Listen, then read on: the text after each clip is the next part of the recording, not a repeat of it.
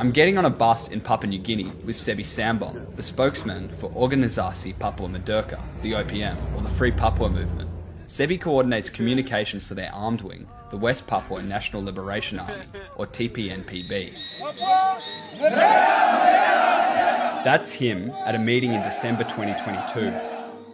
TPN is a guerrilla army that has been fighting the Indonesian government's occupation of West Papua ever since Indonesia moved in and claimed the territory from the Dutch in the 1960s. Indonesia forced a rigged referendum. 1,000 Papuans handpicked by the Indonesian military under threat of violence were asked if they wanted an independent West Papua or to be part of Indonesia.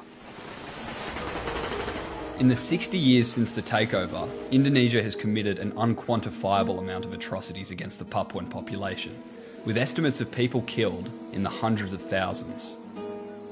Sebby's group acts as a scattered array of regional militias, resisting Indonesian incursions onto their land, sometimes just using bows and arrows against an army that resorts to aerial bombardments like this.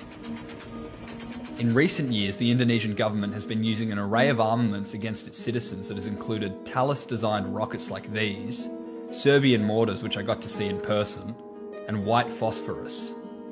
Over time, the TPN has managed to stockpile a modest array of weapons, usually taken from members of the Indonesian military they kill or corrupt soldiers they trade with. Machine gun from Jakarta. You've bought them from Kopassus before? Yeah, we need money, they need money, we need gun. Meaning, the more Indonesia militarises Papua, the more they arm an insurgency against themselves. Sebby's job is to run all communications for that insurgency, an insurgency that borders on a frontier war. It is in the most remote and untouched areas of Papua where Indonesia is most brutal. The largely undeveloped highlands are where Indonesia feels most compelled to exert their territorial claims and extract untapped resources. Thus, in these regions, resistance is most fierce.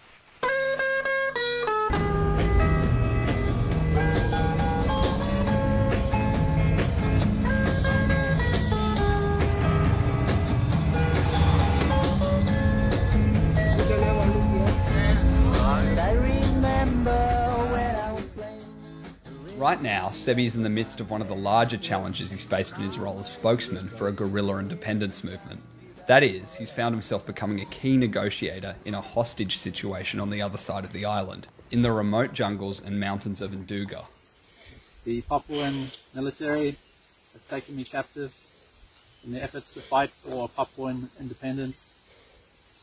They asked for the Indonesian military to go home, back to Indonesia, and if not, I will remain captive or my life is threatened. In February, the Nduga TPN command, led by Egyanis Kugoya, took New Zealand pilot Philip Mertens hostage.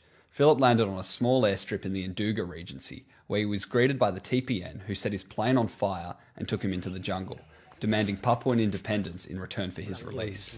Kami bakar pesawat ini karena sudah kami hanya ingin Papua merdeka. Semua negara tidak perhatikan orang Papua. Hanya ingin menikmati kekayaan Papua baru semua negara masuk.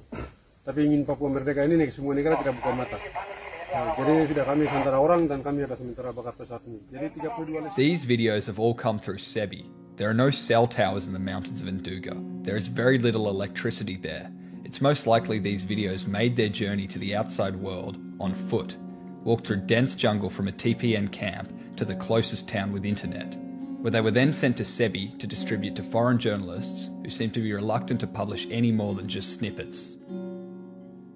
Kugoya's group are now hiding from the Indonesian military, with Mertens hostage in one of the most remote places on Earth. The surrounding landscape includes everything from equatorial glaciers to rainforests. The very few means of communications in and out of this region serve as a great advantage to the TPN in ducking the massive military operation Indonesia has rolled out in response. This video was taken in April. It shows Indonesian troops at Wamena Airport, undoubtedly sent there to search for the hostage, or more accurately, search for Kugoya and his group. The isolation of the Nduga TPN also forms a great challenge for Sebby in organising negotiations from where he's taken refuge, on the Papua New Guinea side of the border. I've come to live with Sebby to see how the West Papuan National Liberation Army's spokesman is handling a hostage crisis, which has seen his army get the most media exposure they've had in a very long time, which is still virtually nothing. So this is where you all operate from for your now for last 1 year. 1 year. Yeah. This is where you run the operation. Yeah, because Papuan refugee areas currently have. This shack that Sebby works out of is the node for all communications coming out of West Papua from the TPN. Almost every bit of TPN news that reaches foreign media comes through here. For a network of regional militias, barely in contact with each other, this place is the closest thing you'd get to a central base. It is here where Sebby writes press releases, communicates with guerrillas, and liaises with the few foreign journalists that are interested in covering a frontier war on Australia's doorstep. With no power in his town, sometimes until late at night, Sebby's work in the daytime is contained to how long his old laptop can keep charge, making him somewhat nocturnal. Oh, sorry. All out. This, okay, you see. Sometimes I had to work when I already edit everything and I try to send to journalists like this. And then another frustration will come to you because this is my job, daily my job.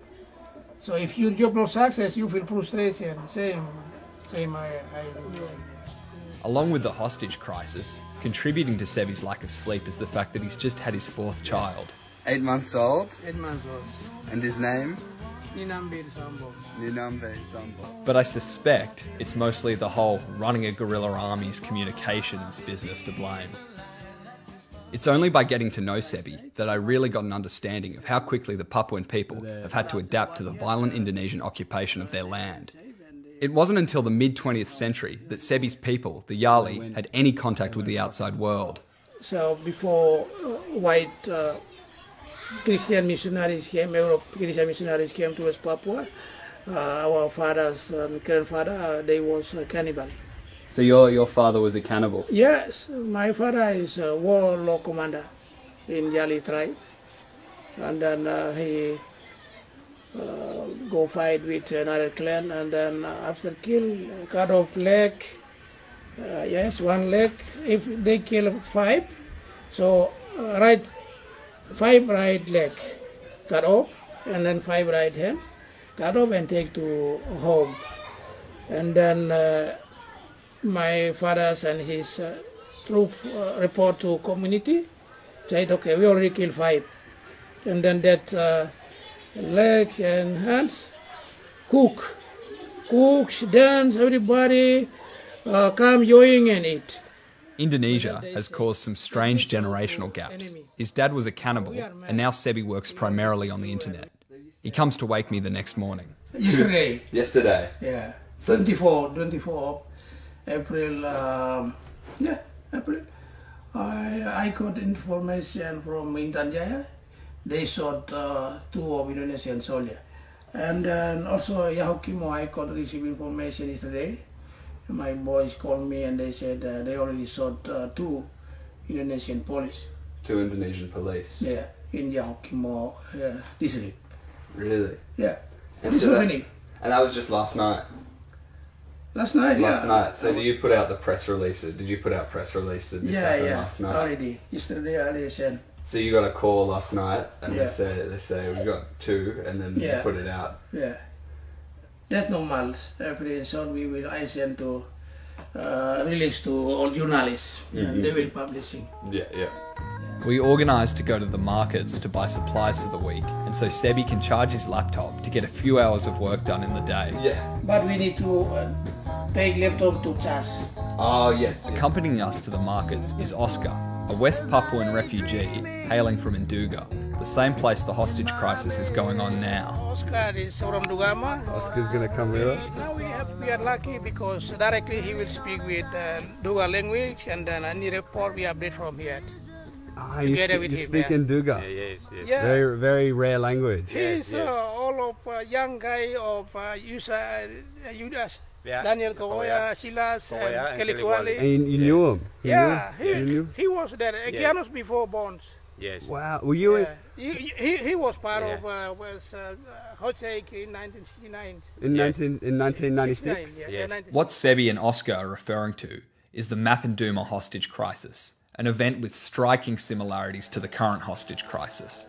In 1996, the OPM, led by Silas Kagoya, Daniel Kagoya, and Kelly Kwalik, took 26 people working on a World Wildlife Fund project in Mapinduma hostage.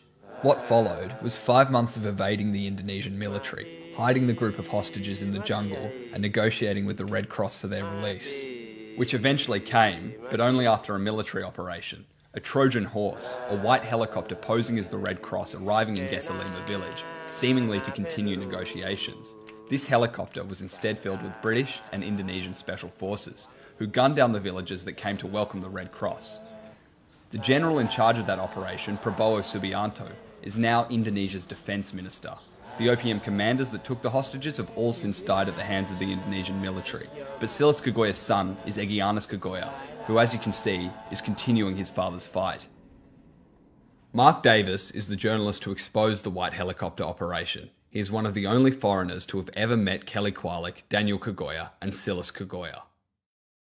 All these guys now that are prominent in this kidnapping, they were all babies when I was in the forest. I mean, I knew them because I knew their fathers, right? Kelly Kwalik, Silas Kagoya, Daniel Kagoya. These are all heroes to the West Papuan people, the mythical people. They used to call them the outsiders. So people who never came in to any settlement. They wouldn't come in for the Christians. They certainly never came in for the Indonesians. They always carried the flag. I mean, they were totally sort of indigenous, forest dwellers. But they always carried the West Papuan flag, and they never put it down through the harshest of repression of Indonesia. So they were the outsiders.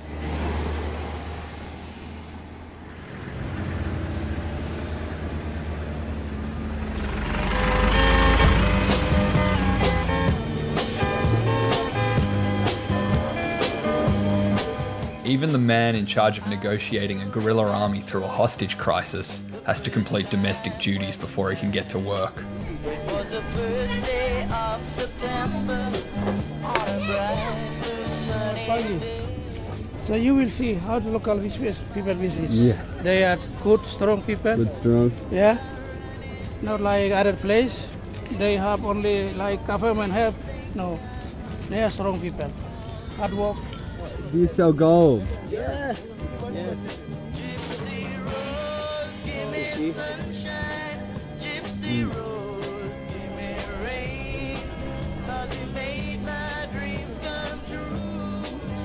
You know?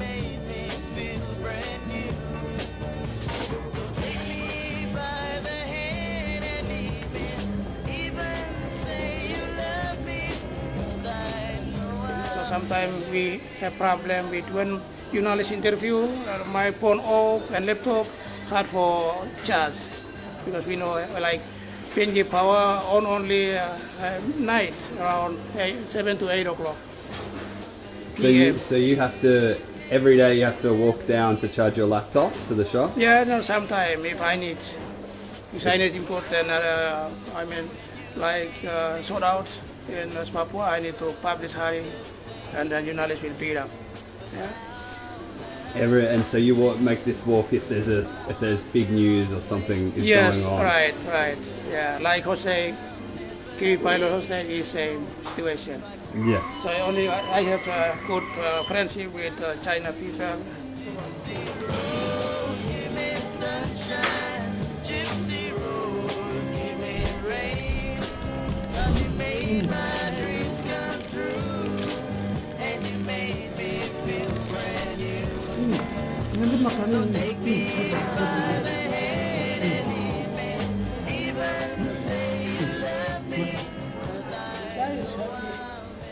Around with father, no crying.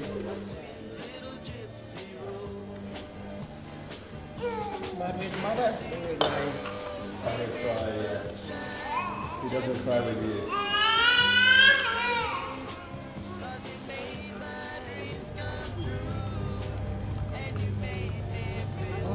Oh, yeah.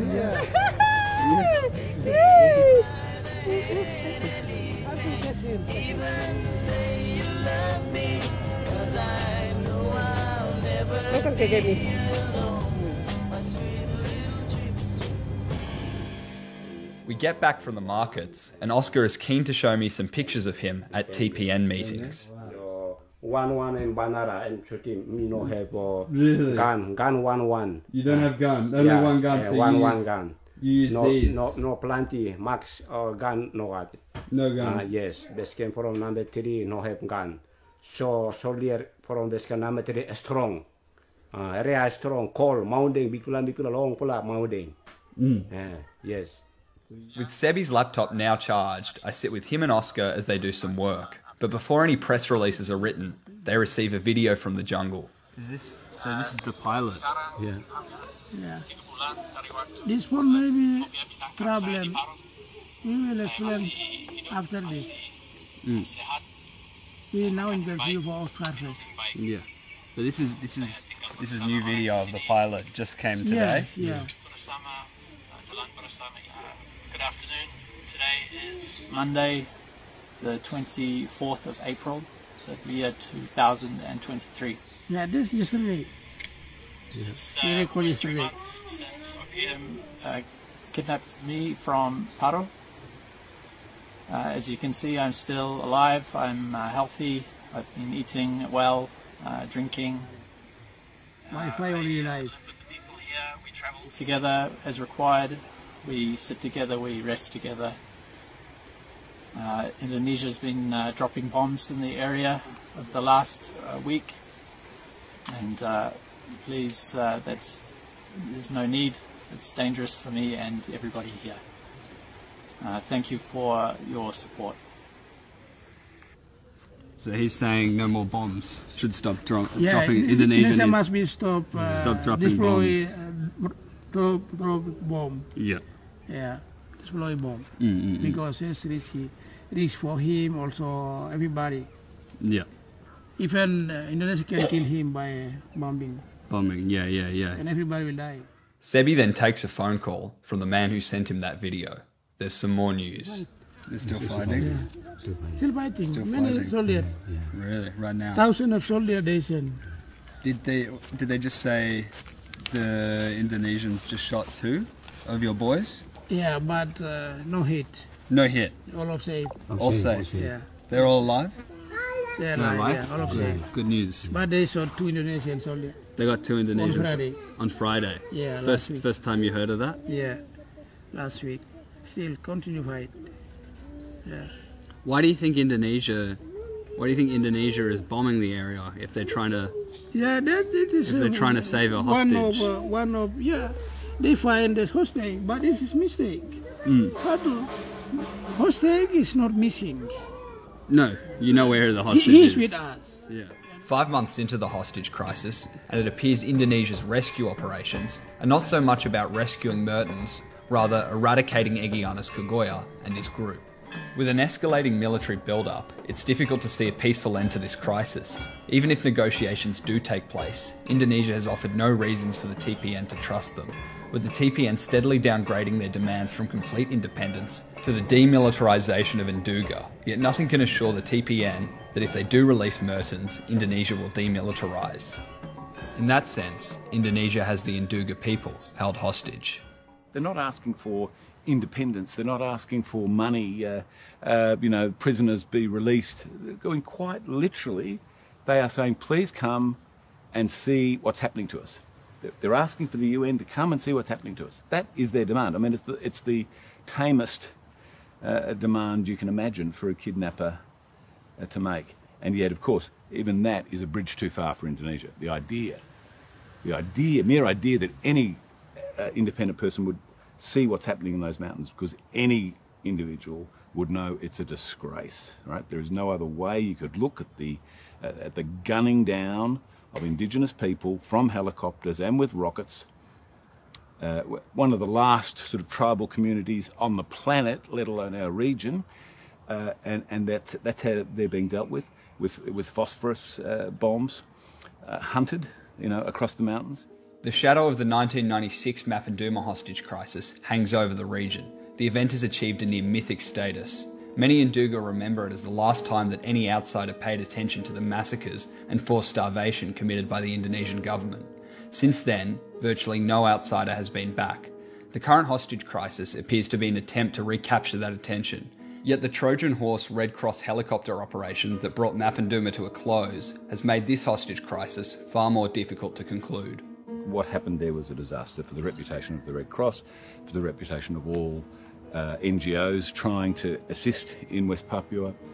But I believe that nothing has been learnt in those 25 years.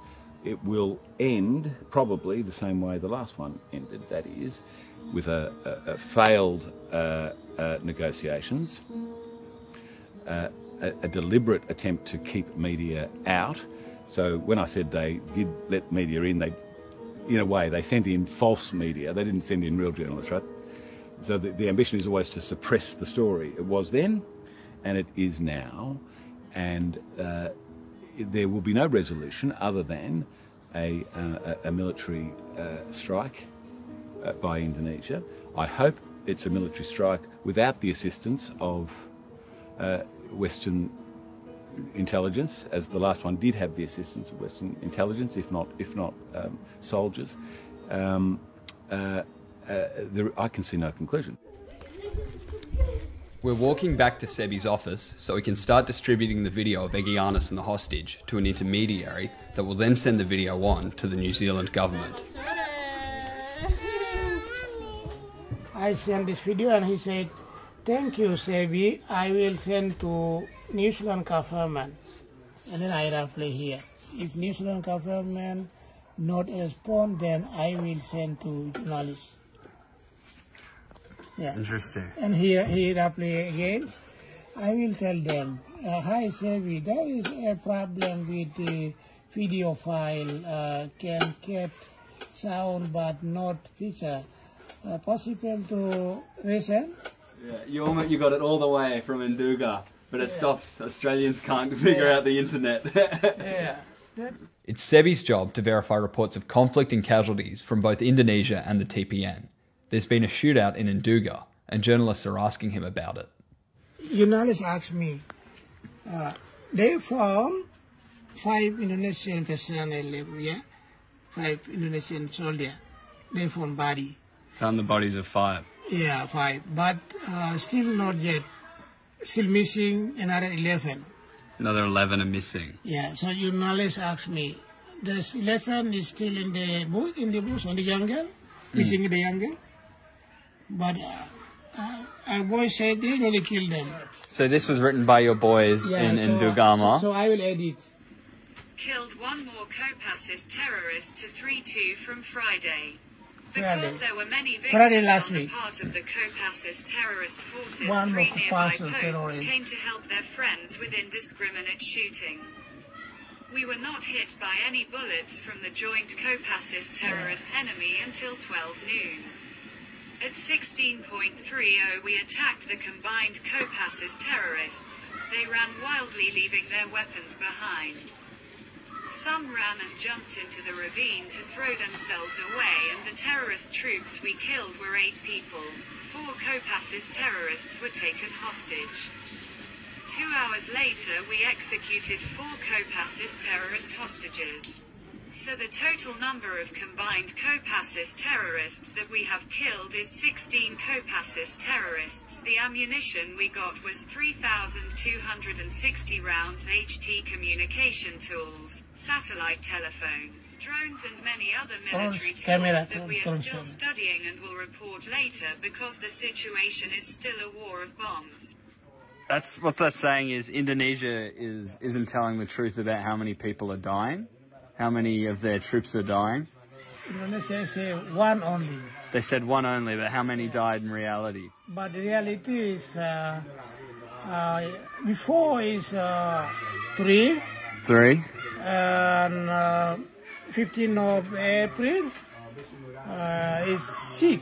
6. So why do you think Indonesia are lying about it? They lying because this is special force. Sebby introduces me to Teriana Sato, the chief of the general staff to the TPN, who is now living nearby as a refugee. Terianis has been fighting for the Free Papua movement since the 1980s. Jadi dia bilang, apakah waktu itu kamu bergabung dan kamu harus operasi di jalan di hutan? Ya, kami terus berjuang dengan apa adanya kami jalan. Pakai panah, senjata satu-satu kami terus berjuang. In the face of what is almost an insurmountable challenge, achieving Papuan independence, the recurring stories of barely armed Papuans taking on the Indonesian military and having moderate success are very much a source of continued inspiration for the TPN. So much so that events like the Mapenduma hostage crisis become canonised, legendary and generation-shaping, viewed almost in the same way that Australians view battles like Gallipoli. It is stories like these that appear to keep men like Terianus hopeful after 40 years of being hunted by the Indonesian military. Ya baik, terima kasih. Yang pertama kami percaya Tuhan. Yang kedua kami percaya alam kami. Yang ketiga kami percaya kepada kami punya keturunan. 3 hukum itu kami pegang, kami dalam siap lawan Indonesia. Yeah, they doesn't know, understand our territory, our jungle, our mountain, our river. Yeah. So they only run with cars and trucks on highway, main road. But they can't Yeah. they can't go into the jungle. They can't go to jungle. Yeah. We will kill them. They know very well.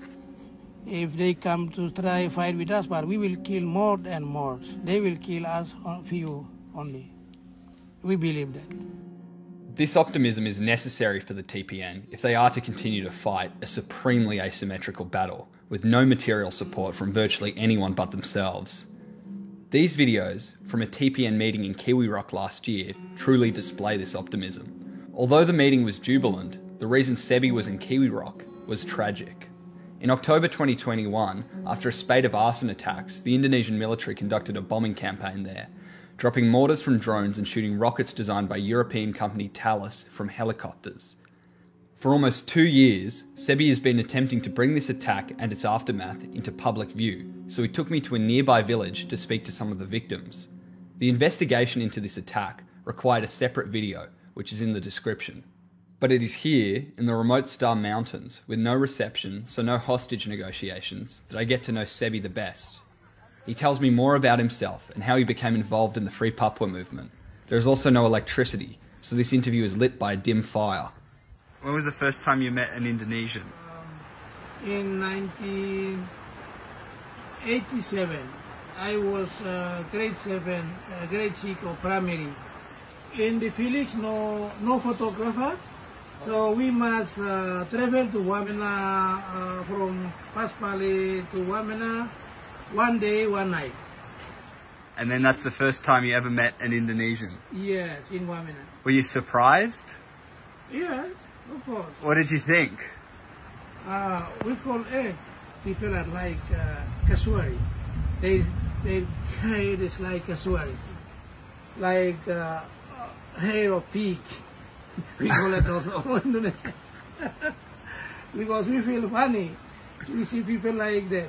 He tells me how he's been arrested multiple times and how his son was born 4 days into a year-long prison stint. So you see, my son Mengungkap Sambom was born 20 of December 2008. After Indonesia arrest me, 4 days after Indonesia arrest me. 4 days he was born, and then you spent 2 years in jail. Yeah, but before 2 years, they released me by parole of law. Sebby eventually escaped West Papua, whilst on parole fleeing across the border to Papua New Guinea, a common journey for West Papuan leaders, a journey which infuriates the Indonesian government. Indonesian generals have recently asked Interpol to take action against Sebby, who for now is out of their reach. Yet you can't evacuate half an island. There will be no escape for the people of Nduga or most of Kagoya's group. They believe they've been left with no other option but hostage-taking, a last resort, a plea for the world to pay attention. A few days after I left the island, the TPN sent out another video, directly referencing Mapenduma. The man speaking is Rumianus Wandikbo, Oscar's brother. Perjuangan kami adalah perjuangan murni dengan ketentuan hukum yang ada di dunia internasional. Segera penyelesaian kemanusiaan sesama negara-negara lain. Coba negara-negara yang tersebut di atas. Kami sama-sama periksa perjuangan kami selama tahun 1961 sampai 1963 dan 1996 di waktu penyanderaan 6 Januari tahun 1996 di peristiwa Mapenduma. Di bawah pimpinan Jenderal Kelly Kualik Jenderal Juras Daniel Kogea, Jenderal Silas Elmin Kogea, Jenderal Daud Lokmbere, Jenderal Titus Murib, Jenderal Goliat Tabuni, Jenderal Kamangki Kemong, Jenderal Pasemal, Jenderal Lekak Telengen, menuntut kemerdekaan dengan penyanderaan negara asing dan Indonesia. Dan waktu itu jenderal yang tersebut di atas adalah pernah ketemu dengan Oskop Moningop, Ketua Delegasi Palang Merah Internasional, duta-duta dari 13 negara. Dan waktu itu Kelly-Kualik dalam pidato atau wawancara di atas panggung adalah di depan perwakilan duta-duta dari 13 negara. Kelly menuntut kemerdekaan Papua Barat. Segera terlepas dari Indonesia. Itu adalah menuntutan jenderal-jenderal yang telah gugur. Tetapi kami generasi meneruskan perjuangan orang tua yang ditinggalkan. Dan kami menuntut kemerdekaan kami. Indonesia segera diakui. The TPN want to continue the fight of their fathers and recreate Mapenduma 96. The problem for them and the pilot is, so do the Indonesians.